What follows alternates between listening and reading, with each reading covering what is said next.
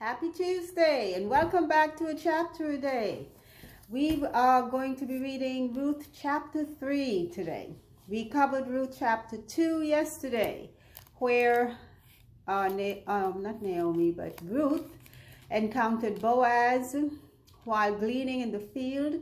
And again, gleaning was something that widows and the poor did after the fields were reaped for harvest, so that they too could eat. And seeing that both Ruth and Naomi were widows, they were poor.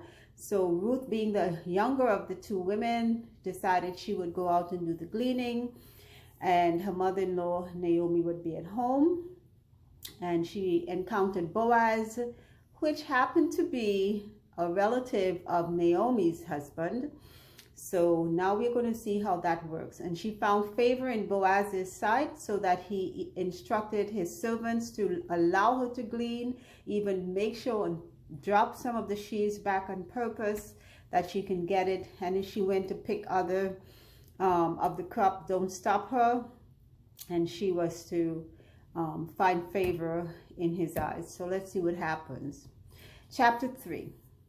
Then Naomi, her mother-in-law, said unto her, My daughter, shall I not seek rest for thee, that it may be well with thee? And now is not Boaz of our kindred, with whose maidens thou wast? Behold, he winnoweth barley tonight in the threshing floor. Wash thyself therefore, and anoint thee, and put thy raiment upon thee, and get thee down to the floor. But make not thyself known unto the man, until he shall have done eating and drinking. And it shall be, when he lieth down, that thou shalt mark the place where he shall lie, and thou shalt go in, and uncover his feet, and lay thee down, and he will tell thee what thou shalt do. And she said unto her, All that thou sayest unto me I will do. So here is where we have Naomi, the mother-in-law, realizing that this is a situation that she can work with and help out Ruth in the process. Ruth is still young, I believe, and there's a husband to be had, a well statused husband. He owns his own field. He seems to be doing well. And here is Ruth in need of a husband because she's still young.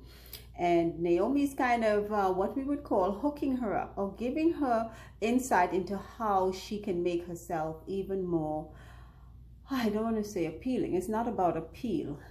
We are sort of shallow today. Everything is about looks and all that stuff.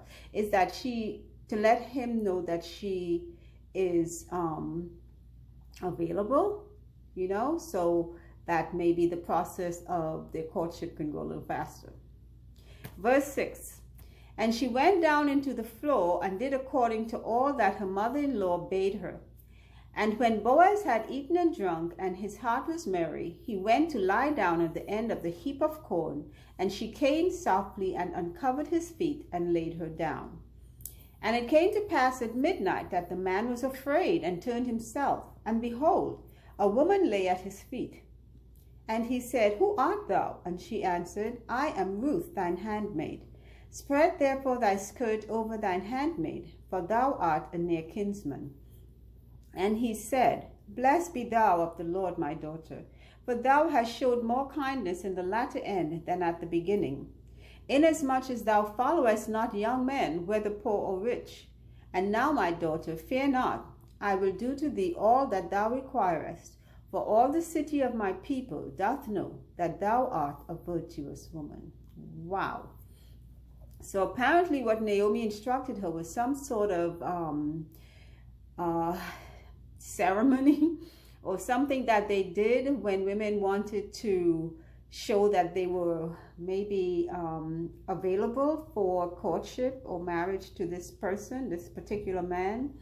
And I guess Boaz understood what was going on. He got up. He was a bit afraid, because sometimes you can sense someone is around you when you sleep and you wake up afraid. But then he realized it was a woman laying down at the end of his feet. And whatever they exchanged, he understood, she understood. So let's see what proceeds. And he was telling her, thank you for considering him to be the one that she's chosen for marriage, because I guess he was an older man, and she didn't go for the young men, or even if they were rich or not. Verse 11, and now, my daughter, fear not. I will do to thee all that thou requirest, for all the city of my people doth know that thou art a virtuous woman. I think I read that before. So he's even referring to her as a virtuous woman. And if we ever read the Bible, that psalm, I believe it is, or that verse, I think there's a verse in the Bible that describes what a virtuous woman is.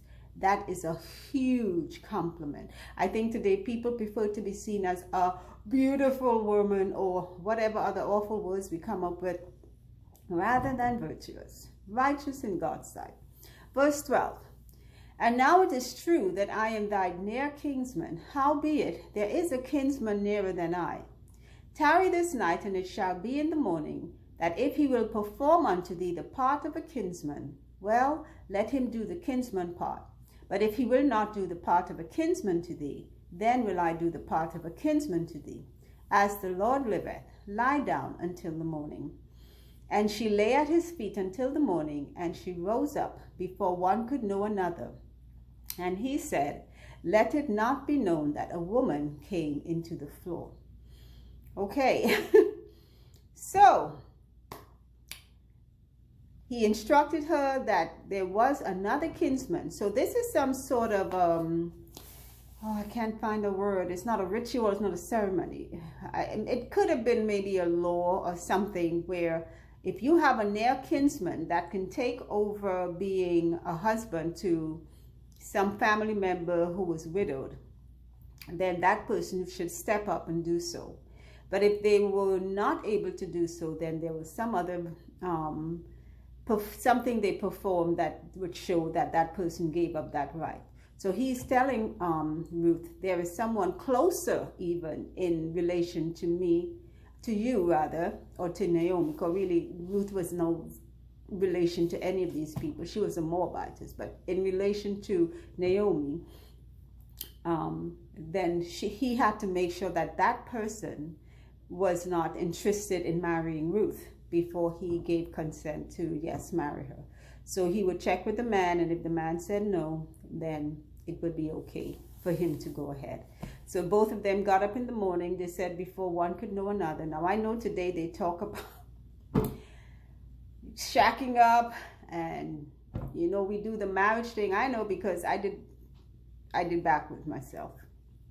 But they made sure that they held themselves together, and before anything got to, because she was lying at the end of his feet, okay? And he's aware a woman is lying at the end of his feet. So, being humans, we know what can happen. So they got up and they left in the morning, and he told whoever maybe was in charge of the threshing floor or the workers he had, don't even let it be known a woman was there, okay? Verse 15. Also he said, bring the veil that thou hast upon thee, and hold it. And when she held it, he measured 6 measures of barley, and laid it on her. And she went into the city. And when she came to her mother-in-law, she said, who art thou, my daughter? And she told her all that the man had done to her. And she said, these 6 measures of barley gave he me, for he said to me, go not empty unto thy mother-in-law. Then said she, sit still, my daughter, until thou know how the matter will fall, for the man will not be in rest until he has finished the thing this day. And that's the end of chapter 3. We have one more chapter of Ruth, and that's the end of the book. I think this book was given to us to show devotion, a lot of devotion, because I would have been an Oprah. I can tell you straight off. I wasn't following. Especially if you said, you know what, maybe I should go back the first time. Maybe you just got to say maybe once, maybe twice. That's it. I'm gone. Especially if it was in my mind already. But Ruth, I guess, maybe she saw that there was better with following Naomi than going back to the life she lived. They were pagans. They were, who knows what else they did in Moab. So she preferred what she saw from Naomi's family. So that's the end of chapter 3. That's the end of our reading for today. The whole story, some say it's about romance. There's romance, there's devotion. There's a story also of how God favors us. Sometimes, some people have some rough lives, and then things turn around for them. They either meet somebody who really helps to bring them out of that poverty situation, or they themselves get into maybe a good job, an inheritance, or maybe just as a problem that was worked out. God's favor works with us if we follow his way. Ruth kept following everything her mother-in-law said. Her mother-in-law was the one from this city, from this town. She knew all the customs of the Israelite people. And had Ruth said, you know what, I'm not going to lie down at any man's foot. Why should I do that? I'm not doing that. She would have forfeited everything that she got later on. Well, I don't want to jump ahead of the story, but she would not have had the favor of God, because it's certain things that we have to do. Okay, so once again, I thank you for listening, and I pray that until our next reading, remember, faith comes by the hearing of God's word. So take care. Bye.